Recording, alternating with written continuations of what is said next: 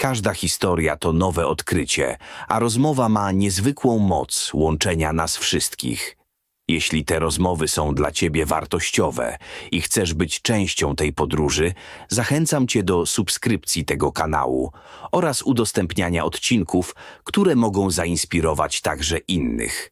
Dzięki Waszemu wsparciu możliwe jest tworzenie jeszcze większej liczby takich rozmów. Dziękuję, że oglądacie W ogniu pytań. Dzień dobry, witam serdecznie w kolejnym odcinku podcastu W ogniu pytań. Jeżeli się widzimy po raz pierwszy, ja mam na imię Oskar i jestem prowadzącym ten program. A dzisiejszym moim gościem jest Katarzyna. Dzień dobry. Dzień dobry, witam Was serdecznie. Katarzyna jest ekspertką w dziedzinie rekrutacji, administracji i księgowości. Tak, Dobrze powiedziałem? Zgadza się, tak. Poszerzyłam ostatnio dość mocno zakres usług, także również księgowość, administracja dla firm i osób prywatnych. Super. Powiedz mi w ogóle, to tak może na wstępie, co byś chciała, żeby wszyscy widzowie o tobie wiedzieli, tak zanim zaczniemy tę rozmowę? Przede wszystkim głównym moim zadaniem i główną misją KS Recruitment and Advice to jest pomoc polskim przedsiębiorcom. Specjalizuję się głównie w polskich firmach jednoosobowych, które świadczą tutaj usługi na terenie Holandii. Dla nich bardzo ciężko jest zdobyć informacje w języku polskim, takie rzetelne, księgowe, administracyjne, również związane z przepisami, więc oni najbardziej tego wsparcia potrzebują i tak naprawdę od nich najpierw zaczęło się to od rekrutacji właśnie tych pojedynczych firm jednoosobowych i później w ramach ich potrzeb po prostu KS Recruitment się rozwijało, aż doszło do obecnego momentu, że mamy dodatek Advice i również zajmujemy się księgowością dla firm i osób prywatnych. Czyli dzielnie rozwijasz się, rośniesz z dnia na dzień. Tak, takie są potrzeby moich klientów, Super. więc tutaj... I dostosowujesz się po prostu do potrzeb rynku, tak zwanych. Tak, jak najbardziej, więc tak naprawdę całą moją firmę zbudowali moi klienci. Każde nowe usługi dochodziły właśnie ze względu na ich potrzeby.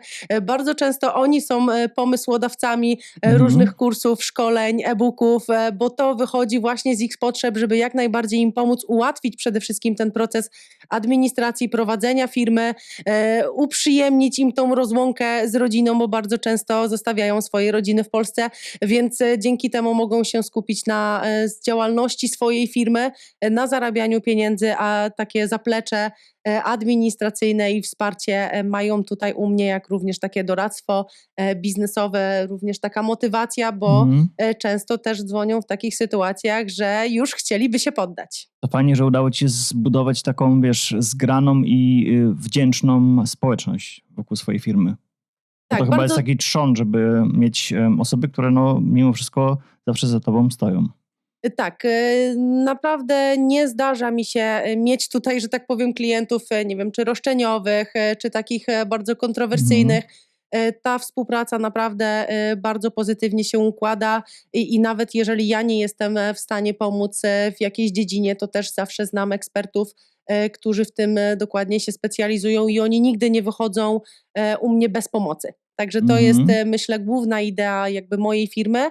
Początek też był taki, że ja chciałam po prostu działać inaczej niż wszystkie agencje rekrutacyjne. Chciałam, żeby moi klienci byli zaopiekowani i na tym tak naprawdę całym teamem się skupiamy, że oni muszą czuć tą opiekę i nasze zaangażowanie i to ma być pomoc taka realna, faktyczna, praktyczna, a nie tylko w postach reklamowych. Jasne, super.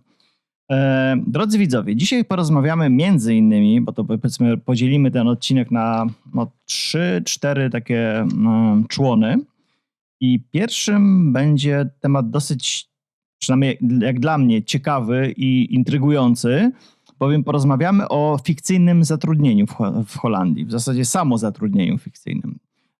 Powiedz w ogóle, co to jest, z czym to się je. Powiedz też o tej ustawie DBA, o której mi wspominałaś jeszcze przed nagraniem. Tak, śmiało, 2000... zapraszam. Tak, więc takie krótkie, takie historyczne o wprowadzenie. Co w ogóle chodzi? Ogólnie ustawa została wprowadzona w 2016 roku i ma na celu wyeliminowanie fikcyjnego samozatrudnienia, jeżeli chodzi o podwykonawców. czyli tutaj mamy sytuację, kiedy podwykonawca pracuje na zakładzie pracy i pełni tą samą rolę jak pracownik kontraktowy, tak? Wykonuje dokładnie te same obowiązki, jest zależność służbowa między nim a jego zleceniodawcą, a tak naprawdę powinien to być pracodawca. Tak, więc tutaj jakby rząd na celu w ogóle ta ustawa ma to, żeby przedsiębiorcy byli samodzielni, żeby nie byli zależni od swoich zleceniodawców, żeby faktycznie ten stosunek pracy nie przypominał normalnego pracownika kontraktowego. Oni bardzo często są wymieszani z pracownikami tymczasowymi i tak naprawdę ciężko tutaj mówić o tym, że jako podwykonawca, że ten zleceniodawca musi wynająć firmę zewnętrzną, żeby wykonać dane usługi, bo jednak w strukturze jego firmy ma już pracowników, którzy zajmują się dokładnie tym samym, więc on nie ma potrzeby wynajmowania firmy zewnętrznej do tego, więc tutaj chodzi im o to, żeby faktycznie ten podwykonawca był profesjonalistą, był specjalistą w danej swojej dziedzinie i przede wszystkim był samodzielny, czyli tutaj główna zasada jest taka, że zleceniodawca daje dany projekt, daną usługę do wykonania i tylko nadzoruje dane etapy prac, tak? Więc tutaj odbiera jakby każdy etap, natomiast podwykonawcy wykonują te usługi całkowicie samodzielnie, biorą na siebie pełną odpowiedzialność za tutaj różne szkody, również dla osób trzecich, tak? Jeżeli dzieją się wypadki z ich winy, na przykład na budowach, no i przede wszystkim samodzielność, czyli mają swój sprzęt, mają swój samochód, swoją odzież roboczą, bo tutaj też bardzo często spotykaliśmy się z takimi sytuacjami, że no mają samochód, jeżdżą samochodem zleceniodawcy, mają od niego narzędzia, korzystają z jego odzieży roboczej, jak również są nadzorowani przez kierowników tutaj, czy koordynatorów z tej firmy, więc tutaj ciężko tak jest naprawdę mówić mogliby o być podwykonawstwie. normalnym pracownikiem. Tak, wtedy jest po prostu normalnym pracownikiem, a jednak bycie przedsiębiorcą, sama nazwa i prowadzenie firmy, no do czegoś zobowiązuje i to też chodzi, jeżeli chodzi o holenderskie firmy, to też mamy taką zasadę, że powinno być minimum 3 zleceniodawców w skali roku i bardzo często było to tak, że to był wieloletni jakby podciągnięcie to pod wieloletni projekt, tak? Czyli przez wiele lat podwykonawca pracował dla jednego zleceniodawcy i to też przez rząd jest nieakceptowalne, więc on powinien tych zleceniodawców zmieniać. Oczywiście są sytuacje indywidualne, bo są też projekty bardzo długoterminowe, czy budowanie dróg, czy tego typu projekty, gdzie nie jesteśmy w stanie tego wyeliminować, ale to jest każdy jeden sytuacja, każda branża, każde świadczenie usługi jest wtedy rozpatrywane indywidualnie podczas kontroli. A w Polsce mi się kojarzy, że też chyba albo było, albo jest, no mnie już parę lat w Polsce nie ma, więc nie jestem na czasie, ale też chyba coś takiego było, że w niektórych powiedzmy firmach wymagali jednoosobowej działalności gospodarczej, żeby cię w ogóle tam przyjęli. To chyba, nie wiem, tam przedstawiciele handlowi też tak mieli, że musieli po prostu być niezależni. Tak, mieć firmę, ale normalnie Tak. pracowali jakby jako normalni pracownicy. Tak, generalnie rzecz biorąc, pracodawca czy zleceniodawca nie powinien narzucać takiej formy zatrudnienia. Ten pracownik czy podwykonawca, on powinien mieć formę wyboru, natomiast oczywiście też to się tyczy branży i charakterystyki danej firmy, bo no nieraz nie jesteśmy w stanie tutaj, tak, jeżeli chodzi o budowlańców, to oni bardziej chcą też świadczyć te usługi No właśnie, jako podwykonawcy. jakie korzyści ma pracodawca, jeżeli zatrudni kogoś w tej formie? Jest to dużo bardziej elastyczna forma dla nich i tańsza, jeżeli chodzi to tutaj oni o mogą to później odprowadzanie. sobie wrzucić w koszta? Tak, oczywiście. Tak samo jak pracownik kontraktowy, tak samo podwykonawca, są to koszty tego zleceniodawcy, natomiast podwykonawcy są formą taką tańszą, ponieważ po pierwsze administracja jest dużo bardziej uproszczona, jedynie trzeba tutaj księgować faktury, natomiast przy pracowniku kontraktowym, no to już mamy cały back office, czyli odprowadzanie składek i emerytalnych, i zdrowotnych, i tutaj całą tą otoczkę, więc na pewno dla pracodawcy jest to bardziej kosztowne i już powinien tą administrację sobie prowadzić. Jeżeli nie ma jej w strukturze firmy, no to wtedy również może wynająć firmę zewnętrzną, która taką administrację będzie dla niego prowadzić. Natomiast podwykonawca jest dużo tańszy, ponieważ tutaj mamy taryfę godzinową albo fakturowanie zgodnie z jakby od projektu, wtedy podwykonawca składa ofertę. No i jest to dla niego wygodne, tak? Nic go nie interesuje, żaden sprzęt, nie ma ryzyka związanego z zasiłkami chorobowymi, tak, że ludzie chorują, więc jest to na pewno Nie dla niego interesuje dużo bardziej jakby. opłacalne. Mhm. Tak, no i taką współpracę można praktycznie z dnia na dzień rozwiązać, tak? Mhm. A czy osoba, która przyjmuje taką pracę, czyli powiedzmy, no nie wiem, zgłasza się i pracuje jako właśnie na tym samozatrudnieniu u kogoś, czy dla tej osoby też są jakieś korzyści? Tak, fizycznie odczuwa to, że dostaje więcej pieniędzy na rękę, z tego względu, że faktury w większości przypadków A później są musi i tak to tygodniowe. zwrócić. Tak, fizycznie wydaje nam się, że tak naprawdę tych pieniędzy mamy więcej. Oczywiście zależy od taryfy godzinowej. Natomiast jeżeli mówimy tu o tych niskich stawkach, które ta ustawa ma na celu wyeliminować, czyli mówimy tutaj do 30 euro na godzinę, chociaż rząd przyjął taką domniemaną stawkę 33 euro, że wszystko poniżej 33 euro jest tutaj ryzyko tego fikcyjnego samozatrudnienia, bo stawka jednak jest zbyt niska. No to tak naprawdę wydaje nam się, że zarabiamy więcej, bo mamy większą płynność finansową, tak? Te pieniądze są na bieżąco, są to co tydzień, natomiast jeżeli policzymy tak naprawdę czas dojazdu do pracy, czas spędzony na administracji i na wszystkim tym, co się dzieje wokół naszej firmy, policzymy wszystkie koszty plus podatek, no to się okazuje, że zarabiamy naprawdę niewiele więcej niż na tym kontrakcie, a jednak jesteśmy pozbawieni możliwości bycia na tym zasiłku chorobowym, bycia na zasiłku dla bezrobotnych, więc nie mamy takiego zaplecza, tak? Bo to jest w jakiś sposób, na pewien czas mamy to zaplecze, jakieś takie bezpieczeństwo, że jednak coś takiego socjalnego dostaniemy, więc tutaj naprawdę przy tych niskich stawkach trzeba dobrze liczyć i naprawdę brać wszystko pod uwagę, bo to tak z pozoru tylko wygląda, że zarabiamy więcej, więc jeżeli ta stawka nie jest adekwatna na podwykonawstwie, no to nie zawsze to się może opłacać. Naprawdę nieraz kontrakt może wyjść dużo bardziej korzystnie niż właśnie to podwykonawstwo. I jeszcze dodam w Polsce. Tak, w Polsce też mamy fikcyjne samozatrudnienie, jest to natomiast nie mamy osobnej ustawy o to. Są te informacje zawarte w kodeksie pracy. Drogi widzu, słuchaczu, jeśli chcesz wesprzeć rozwój tego podcastu i pomóc w tworzeniu jeszcze lepszych treści, możesz postawić prowadzącemu wirtualną kawę. Link do strony znajduje się poniżej, w opisie podcastu. Każda kawa to nie tylko radość i motywacja, ale także możliwość tworzenia coraz lepszych odcinków. Pamiętaj również o 2 ważnych krokach: subskrypcji oraz zostawieniu komentarza. Dzięki temu algorytm YouTube będzie mógł dotrzeć z tym podcastem do nowych odbiorców. Jeśli ta rozmowa zainspiruje lub przekaże coś wartościowego, udostępnij ją dalej. To naprawdę pomaga promować wartościowe treści. A teraz wracamy już do rozmowy. Powiedz mi, jak ta ustawa DBA wpłynęła na polskie firmy jednoosobowe w Holandii?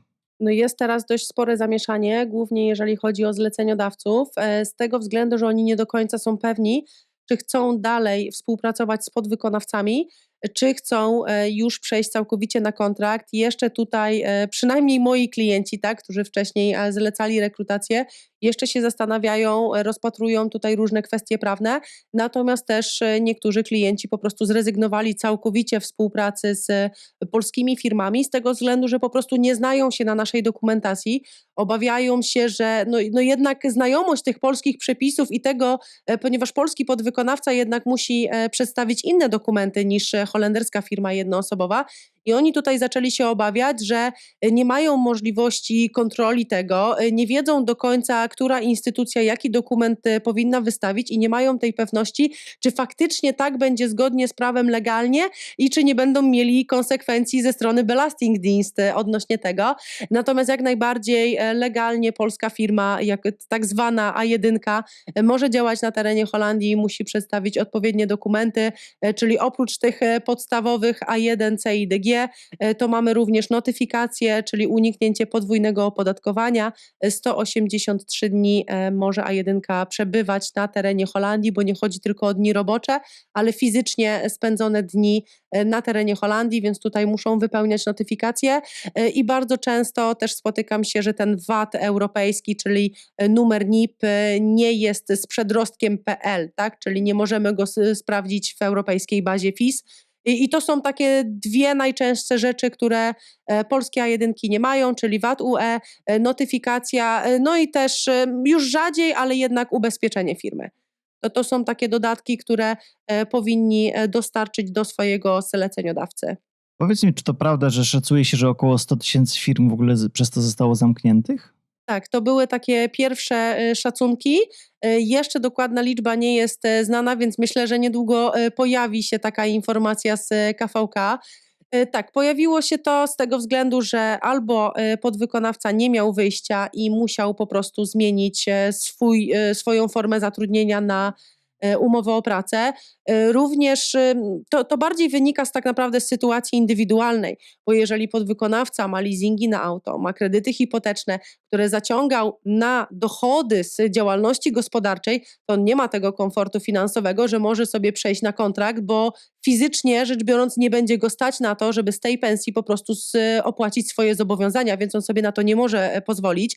Więc wtedy mamy sytuację, że szukają nowych zleceniodawców, próbują się przebranżawiać, łączą swoje siły, stają się coraz bardziej konkurencyjni, żeby jednak na tym rynku się utrzymać, no bo tu chodzi o nas, o nasze portfele, o nasze rodziny. Więc tak, sporo ta ustawa namieszała, bardzo też dużo A1 nie wraca do Holandii, bo jest im ciężko znaleźć pracę. Więc zobaczymy tak naprawdę, co się będzie działo, natomiast mamy powiedzmy połowę stycznia prawie. No i jest cisza, jeżeli chodzi o zleceniodawców. Ja również rozmawiałam ze swoimi klientami i na razie tacy są, Co oczekują? no nie bardzo. Mhm. No boją się niestety. Powiedz mi, czy orientujesz się, czy możesz zgadywać, jakie branże mogły na tym najbardziej ucierpieć?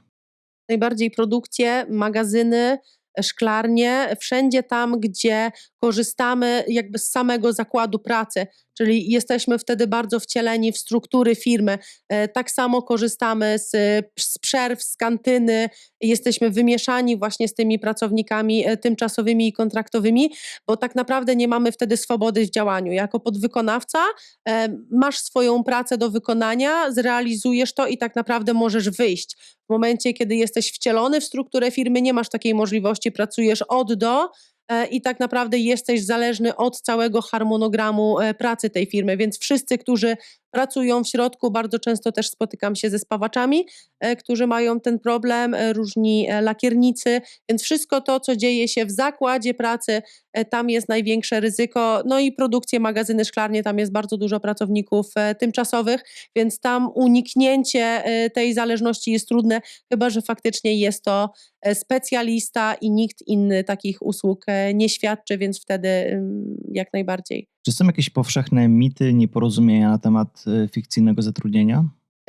Tak, bardzo często spotykam się, że wystarczy tylko mieć 3 zleceniodawców i to jest jedyne kryterium, jakie trzeba spełniać. Jeżeli chodzi o takie pokazywanie firmy na zewnątrz czy w mediach społecznościowych, to też jest mit, że wystarczą wizytówki i nic więcej. Oczywiście mitem jest, że musi być to koniecznie strona internetowa. Niekoniecznie musi być to strona internetowa, wystarczy na przykład portal społecznościowy typowo firmowy, gdzie publikujemy swoje wykonane prace, w ten sposób się reklamujemy, szukamy zleceniodawców. Także to nie jest tak, że wystarczy spełnić jedno kryterium i żadne inne. To jest jakby te kryteria, które teraz powiedziałam, to są te mniejsze. Najważniejsza jest zależność służbowa, odpowiedzialność i samodzielność, tak? Bo to, że mówimy o stronie internetowej, marketingu, tutaj 3 zleceniodawców, to jest gdzieś tam temat poboczny, bo mamy te punkty najważniejsze i mamy też te punkty poboczne, więc lepiej spełnić te 3 główne i nie mieć strony internetowej i wizytówek, niż tutaj mieć wizytówki, a jednak mieć zależność służbową ze swoim zleceniodawcą. To takie najczęściej mity się pojawiają. A powiedz mi, czy uważasz, że te zmiany, które już teraz zaszły, to jest początek jakichś większych zmian? Jakie są twoje prognozy na przyszłość? Na razie takie może mało kolorowe.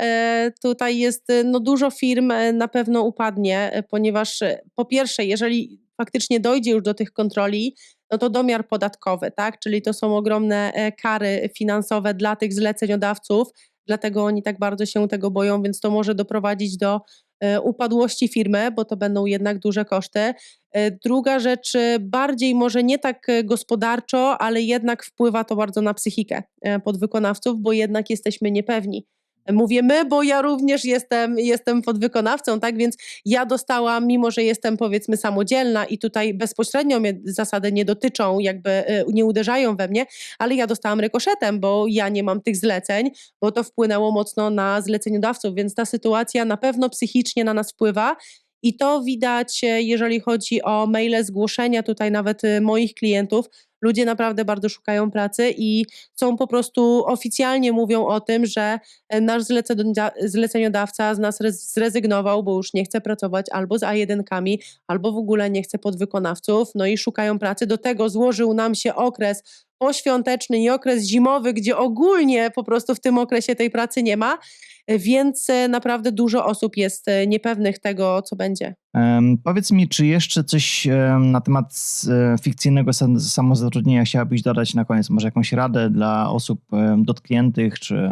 Przede wszystkim, żeby działać dalej. To, że dla jednego zleceniodawcy nie możesz teraz świadczyć usług, bo on nie był w stanie zrezygnować z tej zależności służbowej, jej wyeliminować, to nie znaczy, że kariera twoja biznesowa się kończy. Tutaj właśnie pojawiają się te sprawy związane z ofertowaniem, z poszukiwaniem nowych zleceniodawców, z prowadzeniem marketingu swojej firmy, również przebranżawiania się, więc to nie jest koniec, trzeba po prostu znaleźć pomysł, jeżeli nie mogę świadczyć swojej usługi dla firmy, spróbuję na przykład dla klienta prywatnego, może spróbuję połączyć siły ze swoim kolegą i wspólnie coś wymyślimy, więc bardziej pomyśleć po prostu w tą stronę, co mogę jeszcze zrobić, jak mogę się do tego dostosować i gdzie tak naprawdę poszukać pieniędzy, wykorzystując swoje umiejętności, swoją wiedzę, bo firmę tak naprawdę możecie zamknąć w każdej chwili, zjechać do Polski też można w każdej chwili, natomiast bardziej to skłania do tego, że trzeba po prostu pomyśleć, co zrobić dalej, żeby się nie Czyli trzeba poddawać. wykorzystać obecną sytuację jakby na swoją korzyść.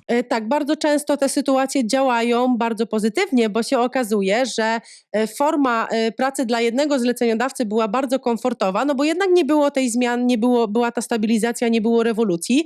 Teraz jest rewolucja, która nie do końca może doprowadzić do tego, że będziemy zrujnowani, ale może doprowadzić do tego, że pojawi się coś zupełnie innego i po prostu współpraca z kimś innym daje nam tą konkurencyjność i sam nie byłbyś w stanie realizować jakiegoś większego projektu, a łącząc siły jak najbardziej możesz to zrobić i wtedy też właśnie taką grupą uderzyć do różnych zleceniodawców i zupełnie z innej półki startować, więc to takie są Trzeba perspektywy. to potraktować jako nową możliwość. Tak, przede wszystkim tak, bo to nie jest koniec świata, naprawdę. Powiedz mi, bo z tego co wspominałeś, jest coraz mniej zleceń na rekrutację podwykonawców. Jak to się przekłada na codzienną pracę rekruterów? I jakie widzisz nowe wyzwania w tym rynku rekrutacji i w ogóle tego samozatrudnienia? Mam plan B. Niestety rynek... Zawsze warto mieć plan B. Tak, rynek rekrutacji, on ogólnie od samego początku i w ogóle jest taki, że on nie jest stabilny, pracuje na marży, więc tak naprawdę nigdy nie jestem w stanie przewidzieć swoich dochodów, bo pracownicy też chorują, zjeżdżają do Polski, mają urlopy, więc ja wtedy oczywiście nie zarabiam, więc no może być różnie, taki pracownik również podwykonawca również może zrezygnować, więc ja wtedy automatycznie tracę swoje pieniądze, więc tutaj zawsze musi być plan B, który daje mi też taką stabilizację finansową, no bo ja również mam rodzinę i swoje zobowiązania, więc stąd na początek pojawiły się moje e-booki i od 1,5 roku tutaj też było dążenie w stronę księgowości i administracji, żeby jeszcze bardziej to rozwinąć, więc również studia i to doprowadziło do tego, że no mamy już księgowość, administrację, więc jest to dodatkowa jakby odnoga mojej działalności, która powoduje, że mam taką możliwość i taką swobodę dalej robić to, co lubię, bo rekrutacja jednak jest tą moją bazą, którą ja lubię i którą ja chciałabym robić, więc księgowość w tym momencie zapewnia mi poczucie stabilności, jeżeli chodzi o finanse. Natomiast rekrutacją obawiam się, że za chwilę będzie to taka forma bardziej dodatkowa niż zarobkowa i że będą te oferty takie bardziej sporadyczne i nie będzie to główny charakter mojej działalności. I tak jak mamy nazwę KS Recruitment, no to ona oczywiście zostanie, bo nie chciałabym, żeby te moje początki były zapomniane i żeby one gdzieś zniknęły. Mam nadzieję, że jednak to się tak wszystko poukłada, że wrócimy do tej rekrutacji podwykonawców. No również mam też pracowników tymczasowych, więc jednak Czy to może chciałabym być w to tym momencie taka uzupełniać. cisza po burzy i po prostu może za jakiś czas, no nie wiem, znajdzie się jakieś rozwiązanie, jakby to można było legalnie obejść? Może obejść, może tak, że te jednak przepisy zostaną bardziej doprecyzowane i jednak pojawi się jakieś światełko w tunelu, jakieś większe takie możliwości, perspektywy jednak dla tych podwykonawców, bo w tym momencie tak naprawdę gdybyśmy chcieli się dopatrzeć, no to wszędzie jesteśmy w stanie się dopatrzeć tej zależności służbowej, bo to wystarczy tak naprawdę pogrzebać troszeczkę bardziej i po prostu to znajdziemy, więc chodzi nam bardziej o to, żebyście jeżeli chodzi o podwykonawców, żeby przetrwać na razie ten czas, bo ci zleceniodawcy naprawdę też mają obawy o swoje firmy, o to, jak to będzie wyglądać. Budowali to latami, więc też nie chcą tego zatracić i przede wszystkim oni potrzebują czasu, żeby znaleźć rozwiązania. Oczywiście ta ustawa nie jest nowością, tylko po prostu wcześniej nie było to tak nagłośnione przez urzędy kontrolujące i jakby odpuścili, tak? Był taki moment, że oczywiście powstała ta ustawa, chwilę był taki boom, odpuścili później troszeczkę, ale to też jest taka wina niestety nas jako podwykonawców i zleceniodawców, bo gdybyśmy aż tak nadgminnie nie naruszali tych wszystkich zasad i lekceważyli tego, no to prawdopodobnie nie doszlibyśmy do tej sytuacji, która jest teraz, ponieważ jeżeli państwo jest oczywiście nagminnie oszukiwane i tutaj niepłacone są te podatki, składki, te społeczne, no to też państwo jest biznesem, jest instytucją, która na czymś zarabia, czyli zarabia na naszych podatkach.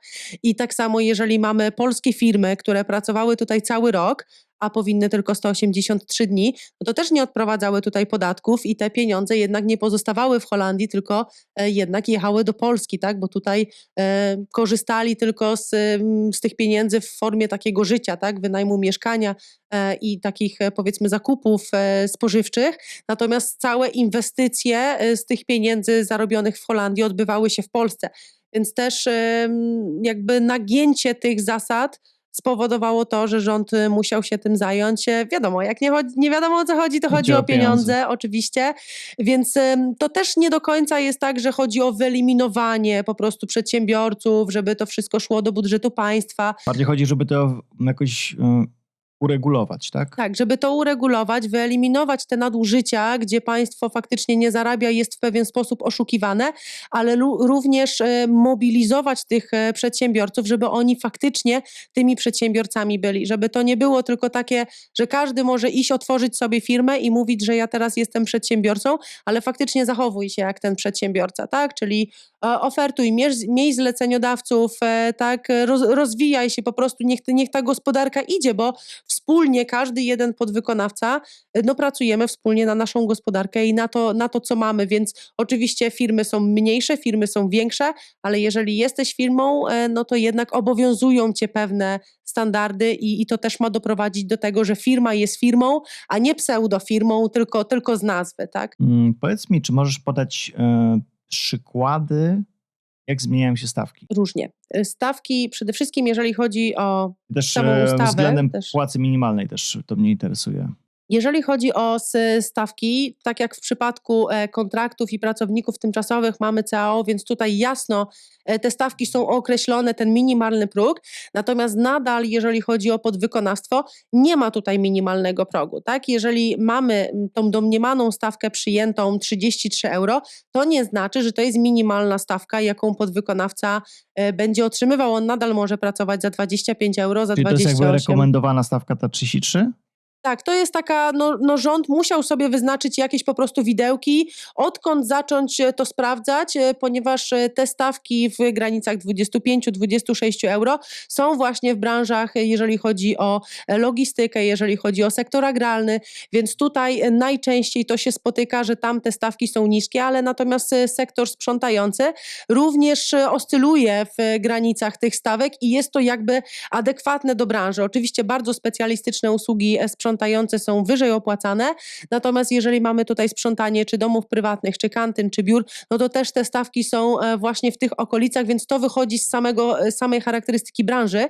Natomiast stawki jak się zmieniają? One są zależne od branży i od rejonu przede wszystkim. Jeżeli mamy Rotterdam, to mamy tutaj większy popyt na przykład na spawaczy, więc on adekwatnie do rejonu i zapotrzebowania będzie zarabiał więcej niż w jakiejś mniejszej miejscowości, kiedy jest to mały zakład pracy, on sobie nie może pozwolić na tak wygórowane taryfy i to też tak naprawdę zależy od skali, na jaką działamy i od zleceniodawcy, którego mamy. Osoby prywatne również nie są w stanie w większości przypadków zaoferować nam tak wysokiej taryfy godzinowej, jak duży zleceniodawca, który realizuje duże, wartościowe projekty, więc to trzeba mieć na uwadze, przede wszystkim rejon, branżę, charakterystykę swojej pracy, dla kogo przede wszystkim świadczymy te usługi i jakie. Jak myślisz, czy te zmiany mogą spowodować, że Holandia stanie się mniej konkurencyjna na rynku międzynarodowym? Tak, w tym momencie koszty produkcji, tak, ponieważ zleceniodawcy chcąc dostosować się chociażby do tych zasad, podnosząc te stawki, koszty produkcji będą większe. Co się za tym zmieni? Stawki jakby samych produktów, tak, czyli też Holandia stanie się mniej konkurencyjna na rynku międzynarodowym, bo to wszystko po prostu będzie droższe. I tak samo my jako osoby fizyczne odczujemy to w sklepach. Tak samo jeżeli mamy regularne podwyżki tutaj płacy minimalnej zgodne z CAO, czyli mówię o tych podwyżkach, które dostajemy co roku, tak, w styczniu i w lipcu, też niestety pracodawcy mają z tym problem, bo w ostatnim czasie te podwyżki były naprawdę znaczne. I koszty utrzymania pracownika są w tym momencie na tyle duże, że on nie może sobie pozwolić na to, żeby zatrudnić większą ilość pracowników, albo na przykład rezygnują z różnych takich form wsparcia socjalnego, czy to były paczki, czy jakieś bony podarunkowe, czy jakieś imprezy firmowe. Oni po prostu muszą ciąć koszty, więc ten socjal taki pracowniczy jest po prostu niższy niż on był kiedyś. Jeszcze na przykład 2 lata temu, kiedy stawki były dużo niższe. Mieliśmy pracodawcę, który oferował stawkę na przykład 13,80 i to była super fajna oferta, bo ona była dużo wyższa niż ta najniższa krajowa, bo on mógł sobie na to pozwolić, ale w momencie, kiedy teraz najniższa krajowa wyrównała się z jego możliwościami, bo on powiedzmy od tych 13,80 też niewiele więcej mógł to co roku podnieść, to on w tym momencie ma ręce związane, nie może już dać więcej, bo albo zredukuje personel, żeby ten, który jest, był zadowolony ze swojej taryfy, albo po prostu będzie dawał najniższą krajową, bo koszty produkcji będą zbyt wysokie i to wpłynie na jego konkurencyjność w stosunku do innych firm, a on chce, żeby dalej jego firma prosperowała i nie na wszystkim da się uciąć. Są rzeczy, które muszą pozostać takie, jakie były. A jak twoim zdaniem wygląda gotowość polskich przedsiębiorców na tą zmianę? W większości przypadków te osoby, które ze mną się kontaktują, były zaskoczone, jeżeli chodzi o te zmiany, ale bardziej wynikało to z tego, że było trudno im uzyskać informacje takie rzetelne w języku polskim,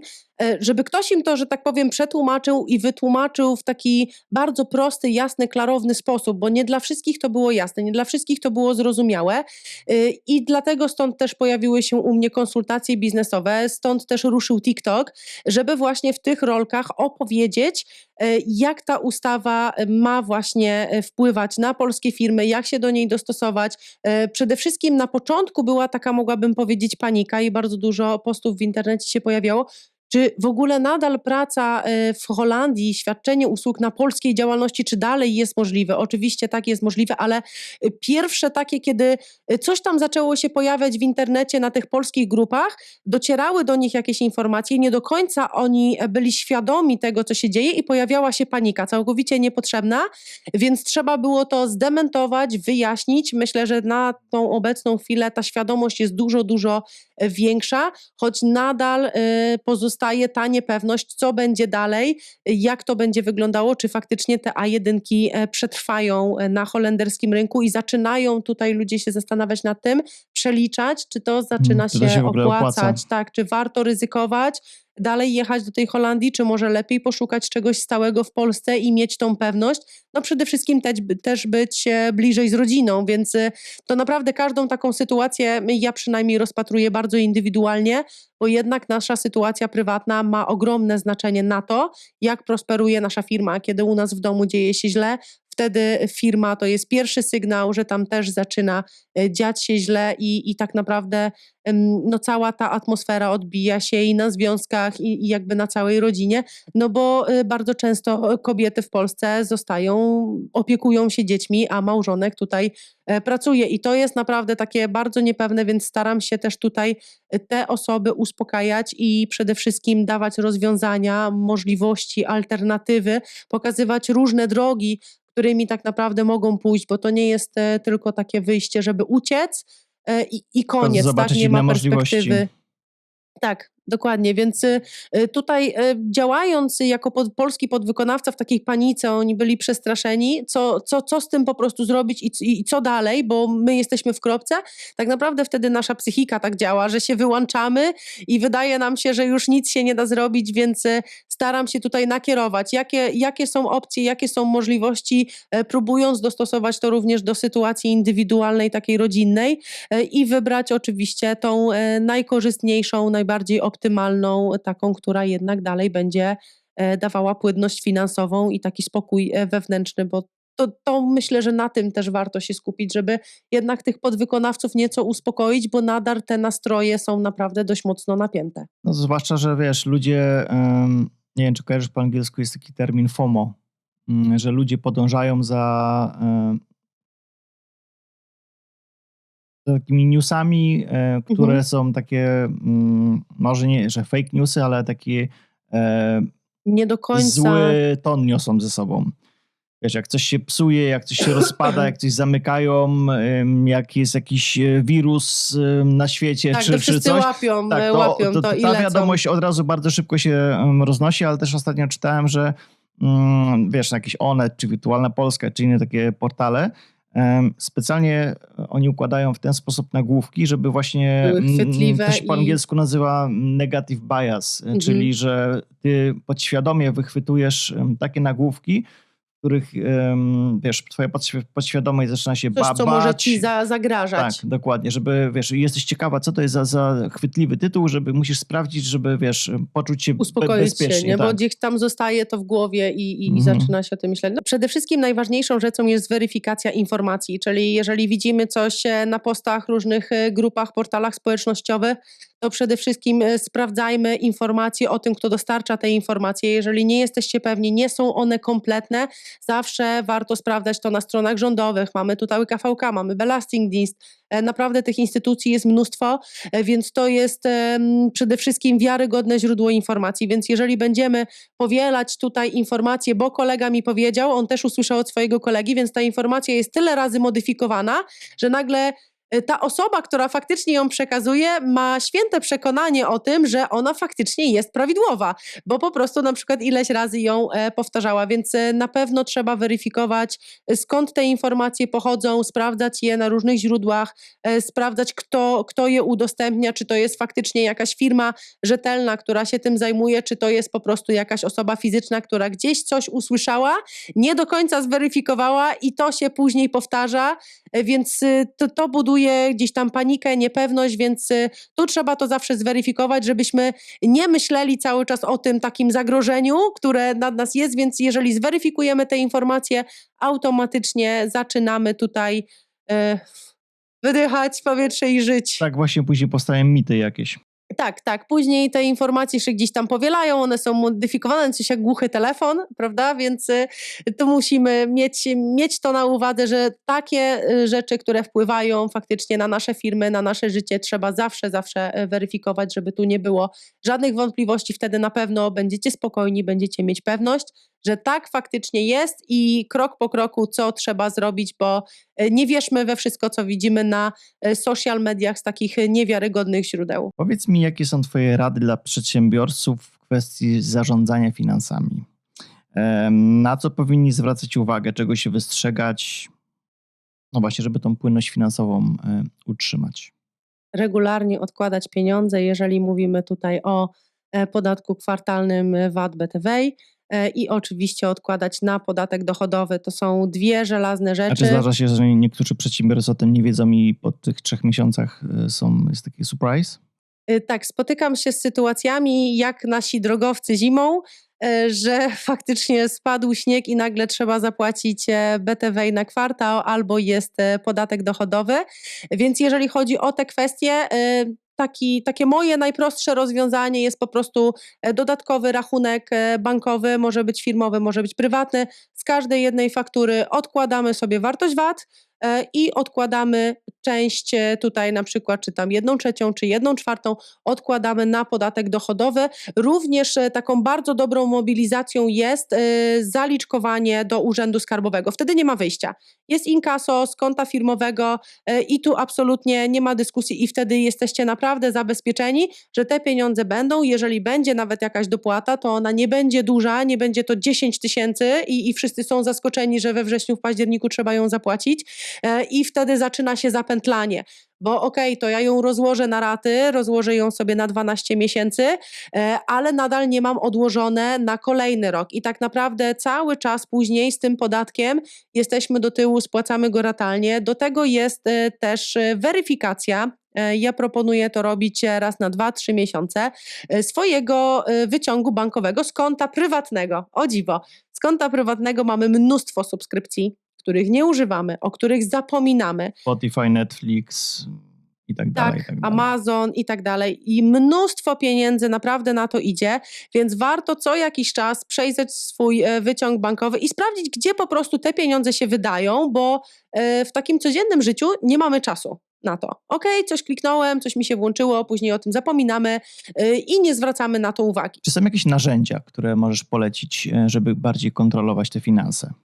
Może być to Excel, można sobie to wydrukować, mogą to być takie po prostu karty pracy, takie organizacyjne, tak? Na co wydaje, można sobie to rozpisywać budżetowo. Druga rzecz, którą jeszcze myślę tak dla przedsiębiorców będzie najłatwiej, bo oni mają tą płynność finansową, bo to wpływa co tydzień, tak? Więc oni jakby fizycznie nie widzą tego, ile pieniędzy wydają w skali miesiąca, bo to idzie płynnie. Co tydzień mamy tą tygodniówkę i też dobrym rozwiązaniem jest to, żeby wziąć kartkę długopis, podliczyć sobie wszystkie te zobowiązania takie stałe, które mamy, czyli nie wiem, kredyty, rachunki, dzieci, przedszkola, wszystko to, co musi być i na przykład w jednym miesiącu ustalić sobie tak, że na przykład 20 każdego miesiąca określoną kwotę przelewam sobie z konta firmowego na moje konto prywatne.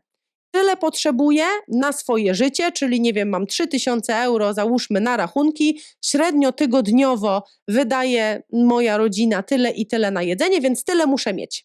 Resztę zostawiamy. Tak, resztę zostawiamy i to też jest rozwiązanie na to, bo te pieniądze, które są na koncie firmowym idą na koszty firmy, idą również na podatek, czy dochodowy, czy właśnie ten VAT. To jest taka forma ze swojej firmy troszeczkę zrobienia sobie tej takiej wypłaty, bo wtedy jesteśmy ograniczeni budżetem. Tak samo jak wypłacimy sobie gotówkę i idziemy do sklepu, to jednak mamy tą świadomość, że ja mam tylko 100 euro w portfelu, muszę się kontrolować. Jeżeli płacisz kartą, jest to trudniejsze. To też jest rozwiązanie, żeby tutaj z reguły kobiety tak stosują. Idę na zakupy, robię je na przykład raz w tygodniu, mam przeznaczony budżet 150-200 euro, nie wiem, dla 4-osobowej rodziny i tylko tyle mogę wydać. To też taka forma kontrolowania samego siebie, jeżeli chodzi o te finanse. Jeżeli chodzi jeszcze o przedsiębiorców, to przede wszystkim mieć świadomość tego, jak działa nasza firma, jak działają przede wszystkim rozliczenia podatku dochodowego, żeby tutaj móc kontrolować te swoje zarobki. Tak? Bo jeżeli wchodzimy, bardzo często spotykam się z czymś takim, że mają problem przedsiębiorcy z robieniem kosztów. bo nie wiedzą do końca, co mogą kupić, w jaki sposób robić te koszty, więc tutaj też warto skonsultować to ze swoją księgowością. Również na stronie Belastingu są informacje, co może zaliczyć się do kosztów firmy, bo to też takie mity się spotykam, że firma Czy budowlana to są kupuje dla telewizory. każdej firmy te same rzeczy, czy w odniesieniu do różnych branż te rzeczy mogą się zmieniać? Tak, będą się zmieniać, bo na przykład firma budowlana nie może sobie tutaj odliczyć na przykład koszty internetu stacjonarnego, bo do jego charakteru działalności no nie musi mieć stałego dostępu, tak? Jemu wystarczy na przykład tablet z internetem i to jest okej, to może sobie wziąć w abonamencie, ale już niekoniecznie internet stacjonarny, tak? Natomiast przy charakterze na przykład mojej działalności, gdzie ja pracuję w domu, mam biuro, no to wtedy jest mi to niezbędne, więc to tak naprawdę zależy. Generalnie zaksięgować można wszystko, tak? Tylko chodzi o to, że to musi być logiczne, bo to nie chodzi o to, żeby ta faktura faktycznie poszła, a później trzeba byłoby się z tego tłumaczyć, no bo to po to mamy księgowość, po to mamy administrację, no żeby to nam pomagało, a nie przytwarzało problemów, tak? Przystwarzało. No nie jest takie proste, patrz. Z twojego doświadczenia, jakie błędy najczęściej popełniają początkujący przedsiębiorcy? Otwierają firmy i nie rozeznają się z branżą. Nie wiedzą do końca, co oni chcą robić. Mają jakiś pomysł, ale nie do końca rozeznają się, jak to wygląda ze stawkami, jaki jest tutaj popyt na te ich usługi.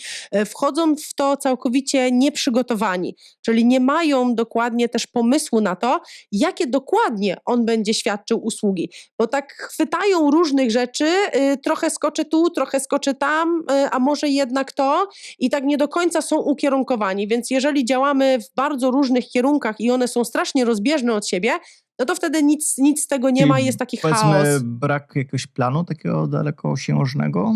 Też. No trzeba się tutaj w jakąś stronę ukierunkować, no bo żeby faktycznie być raz, że dobrym w czymś, tylko żeby ten biznes zbudował swoją markę, był wiarygodny i przede wszystkim budził zaufanie, no to trzeba iść w jednym kierunku, bo jeżeli te sprawy, te usługi, które świadczymy, one się nie łączą w żaden sposób ze sobą, no to później też jest to ciężko dotrzeć do tej odpowiedniej grupy docelowej, dla której chcemy świadczyć te usługi. Tutaj może być też problem, że ludzie są niecierpliwi i wiesz, popróbują czegoś powiedzmy przez 2-3 miesiące, to jeszcze nie przynosi żadnych większych rezultatów, a oni stwierdzają, że może, a nie, to nie działa i spróbuję czegoś innego. Budowanie firmy nie działa tak szybko, niestety. Jakakolwiek by to nie była branża, no to jednak, żeby tutaj coś zbudować większego, jeżeli ktoś ma takie ambicje, no to trwa Trzeba czasami czasu. często lata, tak? Więc to nie jest tak, jeżeli ktoś może także nie ma ambicji, ale po prostu nie czuje takiej potrzeby, że chce mieć dużą korporację, oczywiście i to też jest w porządku, ale jednak ważne, żeby on się ukierunkował w którąś stronę i wiedział, co dokładnie chce robić, tak żeby przede wszystkim sam czuł się komfortowo, nie miał chaosu i żeby ta firma dała mu poczucie przede wszystkim pierwsze bezpieczeństwa finansowego, ale żeby on też sam czuł się w tym dobrze, bo jeżeli robisz coś, czego nie do końca lubisz, nie do końca chcesz robić, no to nie jest biznes, bo właśnie firma daje taką perspektywę, że w końcu możesz zacząć robić to, co faktycznie chcesz, to, co faktycznie Przy okazji lubisz, bo spełniając swoje jakieś marzenia. męczyć się możesz na kontrakcie i idziesz tam, bo musisz, tak? Nie masz wyjścia, musisz gdzieś pracować, a firmę właśnie możesz pokierować w tą stronę, która sprawia ci przyjemność, sprawia ci satysfakcję, albo jesteś w tym naprawdę super dobry i wiesz, że zarobisz na tym fajne pieniądze, więc tu trzeba najpierw mieć plan, bo oczywiście firmę otworzy każdy, ale żeby to faktycznie działało, bo wtedy no, nie będziesz miał satysfakcji ani finansowej, ani takiej wewnętrznej, no i będziesz tak samo jak na tym kontrakcie w tej korporacji, męczył się, że codziennie idziesz znowu 8 godzin i muszę przetrwać byle do końca, od przerwy do przerwy, od poniedziałku do piątku, byle do urlopu, o długi weekend. To właśnie o to chodzi, że ta firma ma dać taką swobodę, tak? Którą daje. Tylko trzeba iść w to, co się chce, trzeba mieć na to pomysł. Oczywiście skakanie gdzieś tam po tematach, trzeba też szukać swojej ścieżki, bo ludzie się przebranżawiają, pomysły pojawiają się na bieżąco. Tylko jak faktycznie zmieniasz branżę, pomyśl, nie? Na pewno daj sobie więcej czasu. Czasami fajne jest reagowanie, robienia na już, ale jednak czasami przy takich kwestiach warto się zastanowić, pomyśleć 2 razy, to spróbuję przygotować sobie, spróbować na przykład wysłać taką ofertę do zleceniodawcy jednego, drugiego, trzeciego i zobaczyć, jaka będzie reakcja na moją ofertę, na moją taryfę godzinową, na moje usługi, czy w ogóle jest odzew, tak? Pytać, czytać opinie na przykład o innych firmach konkurencyjnych, szczególnie te negatywne. Co się tym klientom nie podobało, bo to jest dla nas ogromna wskazówka, Co poprawić u siebie? co poprawić albo jak świadczyć te usługi, żeby oni jednak byli zadowoleni. Więc negatywne opinie innych to jest dla nas rewelacyjna wskazówka, żeby iść dalej i jednak to modyfikować. Jak budować fundusz bezpieczeństwa w firmie, żeby jakieś takie rezerwy finansowe mieć w zanadrzu? Jeżeli chodzi tutaj o rezerwy finansowe, no to trzeba się kontrolować, jeżeli chodzi o wydatki. Tak? Mamy miesiące, gdzie zarabiamy więcej, tak? Bo mamy więcej godzin, są różnego rodzaju sezony. Chyba w każdej branży są takie martwe miesiące, jak to się mówi, nie? Tak, więc Martwy tutaj sezon. zawsze trzeba brać pod uwagę, mieć takie czy alternatywne konto, czy w jakiśkolwiek sposób wypracować sobie system, żeby jednak te pieniądze odkładać na czarną godzinę, tak? Bo musimy mieć jakieś oszczędności. Jeżeli nawet mamy wyznaczony budżet tygodniowy na sprawy spożywcze i jest to na przykład 300 euro, to mimo wszystko próbować z tego coś zaoszczędzić. Nagle pojawia się niedziela, no to wydałem 250, super, to te 50 odkładam i one są pod prądem, nie ruszam i zostawiam naprawdę na taką godzinę, gdzie kaczki rzucają nam chleb, tak? Tak komicznie może, ale tak jest, tylko małymi kroczkami. Nie trzeba się rzucać, że to ja co miesiąc będę odkładał 1000 euro. Nie, to nie musi być duża kwota. To mogą być drobne kwoty, właśnie od takich trzeba zaczynać. To odkładałem sobie, przy budowlancach będzie ciężko, bo oni fakturują Werlecht, czyli raczej mają zwroty, ale w momencie, kiedy mają zwrot za to, co robią kosztu tego podatku BTW, dlaczego nie odłożysz sobie tego zwrotu, tak? No bo nie miałeś go przez 3 miesiące, w tym momencie jest to dla ciebie fajny zastrzyk gotówki, więc z reguły ludzie myślą, to kupię, tamto kupię, odłóż te pieniądze. Poczekaj do końca roku, nie wiesz, co się wydarzy. I takimi właśnie małymi kroczkami mam jakąś nadwyżkę, jeżeli standardowo przyjmuje się, że pracujemy 40 godzin, czy tam 38. Jeżeli udało ci się przepracować 45 godzin, bo akurat była taka potrzeba, odłóż tą nadwyżkę. Zostaw ją gdzieś tam. Niech ona sobie leży, zarobiłeś tyle, ile faktycznie potrzebowałeś, odłóż nadwyżkę. Poczekaj, zobaczysz, co będzie dalej. Więc to są takie sytuacje, żeby tu troszeczkę uskrobać, tam troszeczkę uskrobać, zmienić może jakieś takie nawyki codzienne, już nie mówię o alkoholu czy tam papierosach, jeżeli ktoś pali, absolutnie nie będę wam kazała rzucić palenia, nie o to chodzi, chociaż jest to jakieś rozwiązanie, ale chodzi mi o to, żeby gdzieś tam zmieniać jakieś nasze codzienne nawyki. Jeżeli codziennie rano jedziesz do pracy i kupujesz sobie kawę na stacji benzynowej, kup sobie raz a porządny za 50 euro kubek termiczny i rób tą kawę codziennie w domu. I zobaczysz, że to już jest jakaś oszczędność. Właśnie takimi małymi kroczkami i to się zbiera, więc to nie muszą być takie super rewelacyjne zmiany od razu, bum, tylko właśnie Step by drobnymi. Dokładnie tak. Skąd pomysł na księgowość, powiedz mi? Jak to się wiąże z tą nową ustawą DBA? Może niekoniecznie z ustawą, ale z potrzebami moich klientów. Ja przede wszystkim bardzo lubię papierki. Miałam krótką taką historię, faktycznie pracowałam też w biurze księgowym i generalnie dobrze się w tym czuję. Zawsze lubiłam pisać różne pisma i to tak w miarę potrzeb, jeżeli chodzi o moich klientów. Ja też zrozumiałam, że to będzie mi potrzebne, ponieważ jeżeli kontaktuje się ze mną podwykonawca, to ja jestem w stanie wtedy świadczyć dla niego całkowity kompleks usług od rekrutacji po prowadzenie księgowości i on się staje moim stałym klientem. Ja chciałam znaleźć sposób na to, żeby tą osobę zatrzymać, żeby ona cały czas była ze mną, no bo dla mnie jest to korzyść finansowa oczywiście, bo mam stałego klienta, tak? Więc stąd powstał pomysł włączenia w to księgowości, administracji. Bardzo długo się do tego przygotowywałam, aż faktycznie na koniec zeszłego roku ruszyłam z taką naprawdę ogromną petardą. Jesteśmy w 4, w sumie w 5 w ekipie. Mamy Natalię, również specjalistkę od administracji księgowości i tutaj jej specjalizacją jest połączenie duchowości z biznesem, więc wspiera też naszych klientów, jeżeli mają taką potrzebę od kwestii takiej duchowej. Mamy Asię, tutaj również administracja księgowość i Asia specjalizuje się w rozliczeniach rocznych, jeżeli chodzi o Polskę, więc mamy Paulinę, która oprócz księgowości i administracji, bo wszystkie się tym zajmujemy, ona znowu specjalizuje się w sprawdzaniu salarisów dla naszych pracowników tymczasowych. No i mamy oczywiście Kasię, specjalistkę od naszych firm, rozliczeń kwartalnych, rozliczeń tutaj rocznych firm, prowadzenia całej też tej administracji. No oczywiście wszystkie rozliczamy, wszystkie prowadzimy, natomiast każda z nas się w czymś specjalizuje. Jeżeli chodzi o mnie, no to moim konikiem są właśnie te polskie firmy, jednoosobowe A1 i ta delegacja ich tutaj na teren Holandii, więc to wszystko spójnie nam się łączy, mamy w tym wszystkim doradztwo biznesowe, mamy też kursy, mamy też szkolenia, już niedługo będzie nowy kurs właśnie stworzony dla firm jednoosobowych A1, mówiący o tych wszystkich zasadach fikcyjnego samozatrudnienia, o tych wszystkich dokumentach, jak się do tego przygotować i również tam będziemy bardzo szczegółowo omawiać i każdy z naszych ekspertów tak naprawdę będzie tam troszeczkę występował, bo będzie Marysia od e-faktury, mam nadzieję. Jeszcze czekamy, jesteśmy w trakcie komunikacji z Marysią. Kto nie oglądał mojego podcastu z Marysią, musi nadrobić.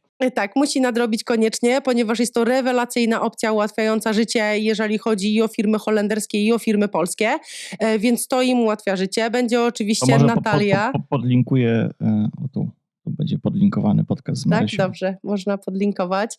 Będzie oczywiście Natalia, która będzie Was wprowadzała w temat, jak przekształcić się z firmy polskiej na firmę holenderską. Jeżeli faktycznie tutaj te A1 będą chciały zostać, to oni też muszą mieć świadomość tego, jak w ogóle wygląda holenderska firma, bo się dużo, dużo różni, jeżeli chodzi o polską. No i też będziemy mieli biznes coacha, który będzie Was motywował i mówił Wam samą brutalną prawdę, jak to wygląda w biznesie. Nie będzie lania wody, to nie będzie kurs pitu-pitu, to będzie naprawdę taki konkret czarno na białym. Tak, to nie będzie nic. Albo jest czarne, albo jest białe. Jeżeli się nie da, to się nie da i tak ma być. I to ma być naprawdę bardzo kompleksowy kurs, więc on jest w trakcie nagrywania i będzie jedyny taki. Jeszcze takiego nie było, który łączyłby firmy holenderskie z firmami polskimi, z biznes coachingiem, ze wszystkimi przepisami, fakturowaniem, księgowością, administracją, więc to tak właśnie kompleksowo powstało, żeby moi klienci byli od A do Z i nie musieli iść do nikogo innego. Także nie wiem jak widzowie, ale się czuję namówiony. Zapraszam. Co Cię motywuje każdego dnia? Nie mam wyjścia, moje dziecko wstaje o godzinie 6:30. Tak masz szczęście. O ile on czasami wstaje o 4:00. 6:30 to jest pobudka bez budzika, więc jeżeli faktycznie chcę wstać wcześniej i spokojnie wypić kawę, no to faktycznie ten budzik musi być nastawiony, ale nie mam wyjścia. Zaczynam, więc to już mnie motywuje, bo w momencie, kiedy już wyprowadzam swoje dzieci do przedszkola, do szkoły, to już jestem zmotywowana samym faktem, że wstałam, ale generalnie dzieje się to z automatu. Już jestem na tym etapie, że powiedzmy ta firma jest rozkręcona, więc zawsze jak się obudzę, to tam się mnóstwo ikonek świeci, że są jakieś wiadomości, więc tak naprawdę to mnie rozbudza i od razu już mnie motywuje, bo ja nie mam wyjścia, muszę na to odpowiedzieć, no bo klienci piszą w dzień i w od razu nocy. się zabierasz do pracy. Może nie tak koniecznie od razu, najpierw oczywiście są moje dzieci, są też sprawy bardzo pilne, bo prowadzę też koordynatorstwo kilku pracowników dla mojego klienta, więc czasami pilne rzeczy rano się dzieją, natomiast tutaj no jest to taki motywator, który napędza, że znowu coś jest do zrobienia, ale oczywiście najpierw są dzieci rano i zaczynam o 9:00 tak oficjalnie swoją pracę i wtedy kawa, laptop i działamy. Jakie jest Twoje największe marzenie? I to taka moja wskazówka, zanim odpowiesz. Liczy się Twoja pierwsza myśl. To tak w 99% się zgadza, więc pierwsza myśl, co Ci przychodzi do głowy, to możesz za nią dążyć. Myślę, że jakieś takie bardzo egzotyczne wakacje, jakieś takie Hawaje, bo takie wcześniejsze, wiesz, typu dom, samochód, no to już mi się to zrealizowało, powiedzmy, a Nie mam takich, wiesz, marzeń. No, kiedyś myślałam o tym, żeby fajnie rozkręcić swoją firmę, tak iść do przodu. I teraz chyba bardziej taka cisza, spokój mnie interesuje, że tak naprawdę bardzo przyziemnie, rodzinnie, żeby spędzić gdzieś tam jakiś fajnie razem czas, tak no, naprawdę bez fajerwerków. Mam małe oczekiwania względem życia, aż tak bardzo, także Widocznie już nie. większość zrealizowałaś, więc no. No większość zrealizowałam, może właśnie. wyjdę za mąż, wiesz, liczę na to, bo mimo, że mam 2 dzieci, to nadal jestem niezamężna, więc może będzie słuchał podcastu i da to Może jakoś, coś się zmieni, tak? może coś się zmieni. To tak powinno zrobić. Jakie jest twoje ulubione miejsce w Polsce? Bardzo lubię jeździć w rodzinne strony mojego partnera. Naprawdę taki mega rodzinny domek. Z jednej strony mamy jezioro, z drugiej strony mamy góry. No naprawdę jest to ten klimat takiej ciszy, takiego spokoju, bo wtedy wiesz, dziadkowie zajmują się dziećmi i my naprawdę można zresetować głowę i bardzo ogromnym, dużym plusem jest to, że tam nie ma zasięgu. O, Trzeba wyjść na gdzie zewnątrz. Gdzie to jest? Jaki rejon Polski? Okolice tutaj Nysy, Paczków, tutaj no niedaleko i fajnie, bo w domu faktycznie ten zasięg łapie tylko gdzieś tam w wybranych miejscach i to jest mega fajne. Bo jednak ten telefon nie dzwoni cały czas, są te informacje Doceniam, z że są jeszcze takie opóźnieniem. miejsca. Tak, no to jest ten plus, żeby tam jechać, zresetować się, klimacik, rodzina, tak naprawdę. To jest to moje takie Zwłaszcza dla osób ulubione miejsce. chcących zrobić detoks od telefonu. Tak, no i tam też wiesz, okolica jest super malownicza, blisko granicy z Czechami, góry, powietrze, także naprawdę jeżeli ktoś lubi góry, to tam jest rewelacyjnie. Co uważasz za swoje największe osiągnięcie? Bycie mamą. Nadal trwam. To jest Dzielnie naprawdę trwasz. ogromne wyzwanie. Bycie rodzicem jest naprawdę ogromnym wyzwaniem. Jest to osiągnięcie. Wychować dzieci to naprawdę to jest osiągnięcie. Jeszcze nie wychowałam, bo jeszcze są małe, I progres. ale tak, ale to jest naprawdę osiągnięcie. No. Trwać, nie zwariować. Jaka była twoja pierwsza praca w życiu? Pierwsza Może być praca w dorywcza, życiu. czy jakaś taka, nie wiem, gdzieś tam mogłeś pomagać komuś? Pierwsza praca w życiu to było jeszcze za czasów liceum, to była już ostatnia klasa maturalna. Dorabiałam jako kelnerka w kawiarni. Tak dorywczo popołudniami na weekendy i to się tak przeplatało z ogródkami takimi piwnymi, bo ja jestem z Łodzi, więc Piotrkowska jest bardzo znana tam właśnie z tych ogródków. To ja tam dorabiałam właśnie jako barmanka na ogródkach, kawiarnie. To się tak zmieniało przez właśnie, jak to się nazywa? Tureckie restauracje, taki kebab. Okej. Brakowało mi, uciekło mi. Właśnie taki kebab, pomaganie, tam też sprzątanie. No to były moje pierwsze prace, tak, kelnerowanie, kawiarnia. Opisz siebie 3 słowami. Kreatywna, uparta, zawzięta. Negatywne raczej. Nie no, jest okej. Jak wyglądałby twój idealny weekend? Idealny weekend. Myślę, że sami byśmy gdzieś wyszli na jakąś wycieczkę, spędzić gdzieś tak z lekkimi atrakcjami, dobra knajpka, kawiarenki, nie za duże może jakieś takie rozrywki, ale takie zacisze. Może być nawet, wiesz, domek wakacyjny, jak mamy tutaj te parki wakacyjne, my tam bardzo często jeździmy z dziećmi, ale taki weekend we dwoje w parku wakacyjnym, właśnie w tym lesie, w tym małym domku, cisza, spokój, tak. To byłby idealny weekend w tym momencie. Na co wydajesz najwięcej pieniędzy? Firmowo czy prywatnie? Jak sobie życzysz? No prywatnie na pewno idzie najwięcej pieniędzy na dzieci, bo ujmuję sobie i one oczywiście mają najwięcej. Rozmawiamy o sprawach prywatnych, to prywatnie. Okej, no Finanse to na firmy pewno nie na wnikamy. dzieci. Na dzieci, na pewno. Dzieci i dom, tak. To są 2 rzeczy, które po prostu są studzienką bez dna. Tak, tam idzie najwięcej. Czy masz jakieś doświadczenie z przeszłości, które zmieniło twoje życie? Takie bardzo chyba przyziemne, wiesz, po prostu w Polsce rozstałam się z chłopakiem i stwierdziłam, zostałam sama z kredytem na meble, bo wyremontowałam mieszkanie i kupiłam meble. Znaczy nawet nie ja, wiesz, to jeszcze było tak, że ja dla banku byłam po prostu niewiarygodna. I wiesz, meble na raty Trzeba musiała było mi się wziąć ratować w jakiś babcia. sposób. No i jak my żeśmy się rozstali, no to z jednej wypłaty było mi ciężko, więc stwierdziłam, że wyjadę do tej Holandii. No i to była taka sytuacja, która zmieniła moje życie, bo jestem teraz w tym miejscu, w którym jestem. Myślę, że wtedy przez te meble i przez tego chłopaka bym pewnie tu nie była. I została w Polsce pewnie. Bardzo I możliwe. byś miała meble nowe. I bym miała wtedy też nowe meble, no ale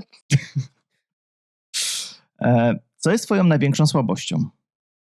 niecierpliwość. Hmm. Jestem niecierpliwa, lubię działać szybko, nie lubię czekać na efekty. Gorącej w wodzie kąpana, tak? Tak, lubię. Mam pomysł i ja go od razu realizuję. Nie zawsze to jest, że tak powiem, dobre. Przemyślane. Tak, ale to bardziej tak prywatnie, nie? Ja jestem, no tak od razu reaguję, okej, mam coś do powiedzenia, to mówię i mam coś do działania, to działam. Czy masz talent, który uważasz, że zmarnowałaś? Tak, talent sportowy. Tak, bardzo wiele lat trenowałam karate. No i tutaj życie zweryfikowało, tak, trzeba było też iść do pracy, takie życie prywatne, już te treningi później były odpuszczone. Myślę, że byłam w tym całkiem niezła i gdybym faktycznie przyłożyła się do tego jeszcze bardziej, była konsekwentniejsza już za czasów tego takiego seniora, który już wchodził trochę w życie zawodowe, tą taką samodzielność, no to myślę, że mogłoby się to potoczyć zupełnie inaczej. No i faktycznie w momencie, kiedy przyjechałam do Holandii, jeszcze tak rok wcześniej, no to już zaczęło umierać i tego żałuję troszeczkę, więc ten talent myślę, że został zmarnowany. Nigdy nie Ale jest to za nie tylko, późno. wiesz, talent, to też ciężka praca, nie? To żeby być dobrym, to wiesz, Że treningi dzieci cały zarazisz czas. karate kiedyś. Córka starsza trenuje gimnastykę sportową, także już jest w takiej grupie profesjonalnej, więc mam nadzieję, zawody tutaj, może olimpiada. Także zobaczymy. Jest Trzymamy w tym kciuki. dobra, więc oby. Jakie jest najlepsze wspomnienie z twojego dzieciństwa? Pierwsze, które mi przyszło na myśl, to są wakacje z moimi rodzicami. Zawsze jeździliśmy pod namiot. Mój tata łowił ryby i ja razem z tym moim tatą łowiłam te ryby i pamiętam tą przynętę taką z kaszy manny z jajkiem, z cukrem waniliowym. Naprawdę. Ja się nie znam. Zjadałam jej więcej niż ryby. Wędkarz ze mnie jest żałosny. Pierwsze takie wspomnienie, no to zawsze to takie. Bardzo często tam jeździliśmy. Jakie są 3 rzeczy, których się nauczyłaś w ostatnim roku? Wow. 3. Prywatnie jeszcze. Tak. Mogą być 2. Prywatnie Może 3. być 1. Nauczyłam się nieco więcej cierpliwości, to na pewno, z racji tego, że moja starsza córka ma ADHD, więc tutaj było bardzo dużo pracy też nad sobą jako z rodziną, więc na pewno jest ta cierpliwość i rezygnowanie niektórych rzeczy. Kalkulowanie, co faktycznie jest ważne, takie bardziej priorytetowanie niektórych rzeczy, bo było tego naprawdę sporo, więc trzeba było zredukować niektóre rzeczy, rezygnacja. Tak, to są takie 2. I 3. rzecz, którą się nauczyłam w ostatnim roku, takich prywatnych, nie patrzeć w przeszłość. Chyba. Tak, no to taka największa chyba umiejętność, która do mnie dotarła w końcu. To podstawa, można Uświadomienie powiedzieć. sobie chyba pewnych rzeczy, tak. Nie patrzeć w przeszłość, tylko iść do przodu. Jaka jest najbardziej niewiarygodna historia, która ci się w życiu przydarzyła i teraz z perspektywy czasu patrząc, samej ci w ogóle ciężko w to uwierzyć? Chyba nie miałam żadnej takiej niewiarygodnej sytuacji, żeby w to nie można było uwierzyć. Jak nie miałeś, to kolejne pytanie, jedziemy. Nie, No nie chyba musisz mieć, nie musisz, to wiesz. Nie miałam chyba. Gdybyś miała dodatkową godzinę dziennie, na co byś ją przeznaczyła? Dla siebie.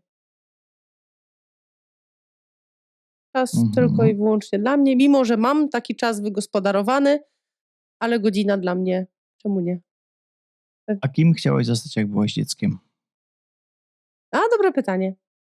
Nie wiem. Jak nie wiesz? Musiałabym mamy zapytać. Myślę, że ona by wiedziała. Nie wiem, jakby całe moje dzieciństwo to był tak naprawdę sport, więc ja tutaj na pewno bym celowała w tą stronę, że ja chciałam być sportowcem, trenerem. W tą stronę na pewno szłam. Myślę, że nie miałam chyba myśli odnośnie piosenkarki, aktorki, strażaka, A jak to dzieci ulubiony mają. przysmak z dzieciństwa? Polewka mojej babci. To jest taka zupa, moja babcia robiła coś- z mleka zwykłego, z mleka zsiadłego, tam była też śmietana i były ziemniaki takie ze skwarkami. To się polewka nazywało, biała polewka i to była taka zupa, taka słodko-kwaśna. Nie słyszałem nigdy o tym. A ty z Łodzi, tak? Tak, z Łodzi. To moja babcia To ja z kunsztem Radom, no miała. to nie tak daleko, ale No, nie wiem tak Pierwsze naprawdę słyszę. jaka jest historia tej zupy, ale faktycznie jak byłam mała, to babcia mi ją gotowała. jakaś regionalna, ale Tak mi się podłapana. wydaje, ale no nie jest to jakaś taka tradycyjna łódzka zupa, bardziej zalewajka, to jest taka Zalewajkę taka to ja też łódzka, tak, kojarzę. ale polewka ja nie pamiętam skąd moja babcia ją wytrzasnęła, że tak powiem, ale Zalewajka to był była taka odmiana na trochę barszczu kiełbasie, białego, tak, takie tak, coś, bez takie żurku wariacja. to się jakby robiło, Coś ona takiego, była no. niezaklepana jakby, nie? No to ja Taka też przezroczysta. zalewajkę im babcia robiła, ale No, no dobra. to polewka taka była. Dajcie No. znać widzowie, czy jedliście polewkę białą. I czy była u was też zalewajka?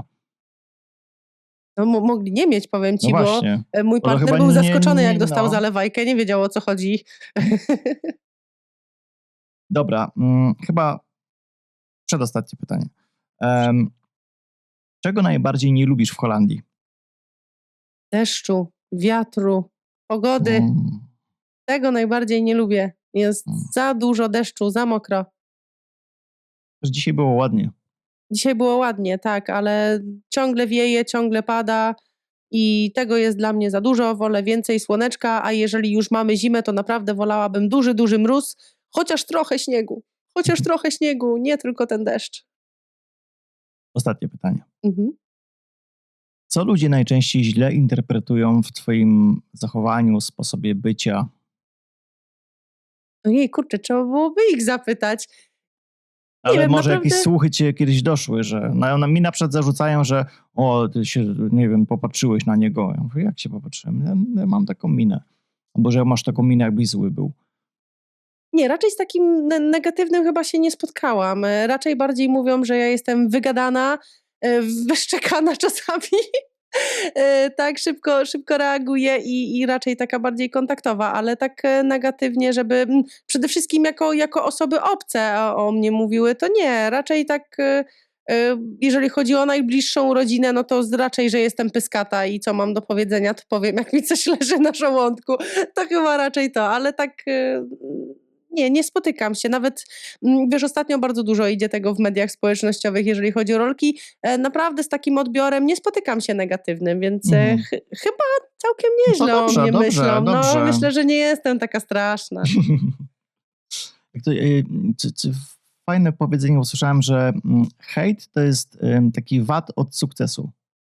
Tak, Więc jest to że oczywiście prędzej jakiś czy później odsetek. każdego w pewnej formie dotknie, jednych bardziej, drugich mniej, także Tak, nie wolno się przejmować hejtem, także absolutnie wiesz, co robisz tak, jak lubisz i to jest przede wszystkim najważniejsze, więc absolutnie nie przejmować się hejtem, bo myślę, że gdyby ta osoba, która hejtuje, miała zrobić dokładnie to samo, co ty, to by się okazało, że wcale to nie jest takie proste, bo hejtują te osoby, które bardzo często też nie wiedzą, nie są w naszych butach i to się tak wydaje, że nagrywanie tych rolek, czy nawet prowadzenie takiego podcastu, To że to no co takie to jest banalne. usiąść na fotelu, nie? Ale stawia, włącza kamerę. no pewnie i to już jest koniec. Nie, to nie jest takie proste nawet, żeby mówić po prostu do tego telefonu, nagrywać jakiś kurs, szkolenie, no to nie jest takie łatwe, gadasz samemu do siebie, no to nie, To to jest trzeba strasznie się ciężkie. tego... O wiele trudniejsze jest gadanie samemu do siebie, jak stawiasz, przynajmniej w moim przypadku. Ja, wiesz, nie wiem, w ogóle nie mogłem się skupić, nie mogłem się wysłowić, nie wiedziałem w ogóle, o czym mam mówić. Jeżeli, wiesz, tak jak my teraz rozmawiamy z drugim człowiekiem, no to ta rozmowa jakoś sama się tak nawiązuje. Tak, naturalnie wychodzi. A jeżeli siedzisz sama przed kamerą, no to tak I wiesz, chyba najgorsze jest to, jak później oglądasz ten film, oglądasz tą rolkę i jest ta samokrytyka. Oczywiście my kobiety zwracamy uwagę, tu mi włos odstaje, tu makijaż nie taki, tu gdzieś światełko źle Ale ja mam to przyświeciło, samo, ale tylko że nie patrzę na wygląd akurat, ale... dużo bardziej zwracamy uwagę wtedy, że gdzieś mamy jakieś przejęzyczenia, a to wcale nie jest takie proste, żeby całym ciągiem wszystko powiedzieć, nie przejęzyczyć się, nie powiedzieć jakiegoś przerywnika i dobrze stawiać kropki, przecinki. Nie jest to takie proste. Niby prosta rolka, ale wcale taka prosta nie jest. Katarzyna, bardzo Ci dziękuję za Ja również przybycie, ślicznie. za ciekawą rozmowę, podzielenie się mnóstwem ciekawej wiedzy. Mam nadzieję, że widzowie na tym też skorzystają. Czy jest na koniec coś, co chciałabyś powiedzieć dla widzów? Nie wiem, jakaś złota myśl, odezwa do narodu, jakieś króciutkie podsumowanie. Weryfikujcie wiadomości. To jest naprawdę klucz do wszystkiego. Jeżeli macie wiarygodne źródło, sprawdzone źródło informacji, wtedy jesteście w domu i wiecie, że to jest prawda i faktycznie za tym powinniście podążać. I to jest po prostu początek wszystkiego. Wiarygodne źródło informacji, weryfikowanie tych informacji i dopiero podążanie za nimi. Tak jest. Jeżeli macie jakieś pytania do Katarzyny, wszystkie linki będą umieszczone w opisie tego filmu, także Zapraszam. możecie się śmiało skonsultować, dogadać i ustalić co i jak. No i cóż, jeszcze raz Ci dziękuję za przybycie. Dziękuję ślicznie. I Do zobaczenia. Postaram Mam się jak nadzieję. najszybciej ten odcinek obrobić, bo nie mam żadnego już, że tak powiem, w buforze, czyli ten odcinek pojawi się na pewno jeszcze w styczniu. Mamy dzisiaj 10, to mam nadzieję, że w ciągu tam, nie wiem, 10 dni uda mi się go No spokojnie. skleić. Nie ma problemu. Dobra, dziękuję i zapraszam na kolejny odcinek i dajcie łapkę w górę, subskrypcję i napiszcie, co z tego ciekawego wynieśliście.